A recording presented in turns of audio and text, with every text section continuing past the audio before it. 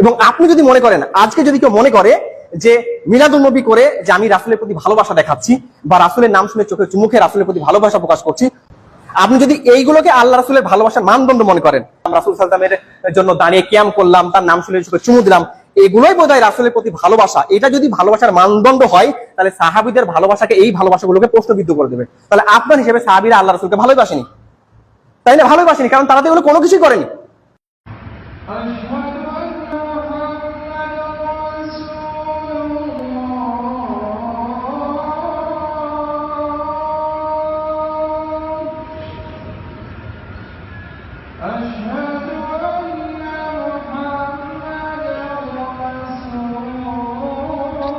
एक मर्तबा अजान हो रही थी, प्यारे आका का दौर है, ठीक है ना। काफी सारे लोगों को शायद ये कंफ्यूजन रहती है, जो हम नबी पाक के नाम पर अंगूठे चूमते हैं, ये कहां से लेकर आए? गौर से सुन लो, नबी पाक का दौर, अजान हो रही है, मौज़िन ने कहा अशहदु अन्ना मुहम्मदर रसूलुल्लाह सल्लल्लाहु अलैहि वसल्लम। आपको पता है किसने अंगूठे चूमे थे? हाँ, यारे गार और यारे मज़ार, खलीफा अव्वल सैयदना सिद्दीक़ अकबर ने जब नबी पाक का नाम सुना ना, तो बेसाख्ता अपने अंगूठों को चूमा और आंखों से लगाया।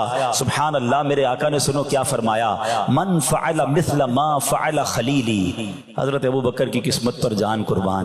नबी पाक ने पता है उन्हें क्या कहा? फरमाते मेरे प्यारे दोस्त जैसा अमल अगर किसी ने किया, मेरे खलील खलीली, मेरे खलील जैसा, मेरे दोस्त जैसा अगर किसी ने अमल किया, फ़क़द हल्लत अलैहि शफ़ाअती, उसके लिए मेरी शफाअत हलाल हो गई। একটা দলিল দিয়ে একটু লক্ষ্য করে শুনবেন বাবা, একটু লক্ষ্য করে শুনবেন।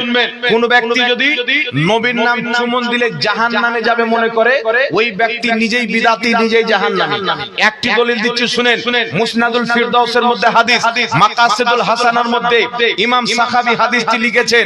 বেলাল রাদিয়াল্লাহু তাআলা আনহু আযান দিচ্ছেন, হযরত আবু বকর সিদ্দিক যখনই নবীর নাম শুনলেন আযানে বিরুদ্ধ আঙ্গুল দিয়ে চুমন দিয়ে চোখে মাসা করলেন, দ্বিতীয়বার চুমন দিয়ে চোখে মাসা করলেন, দোয়া পাঠ করলেন, কুররাতু আইনি বিকা ইয়া রাসূলুল্লাহ, আল্লাহুম্মা আতিনি বিস-সামি ওয়াল বাসার।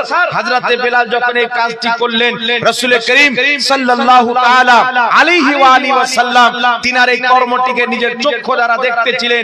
আযান যখন শেষ হলো, রাসূল পাক বললেন, আবু বকর তুমি এই কাজটি কেন করলে? হযরত আবু বকর সিদ্দিক বলেছিলেন, আপনার মহব্বতে করেছি। বলেন সুবহানাল্লাহ। खुदा आती सूरत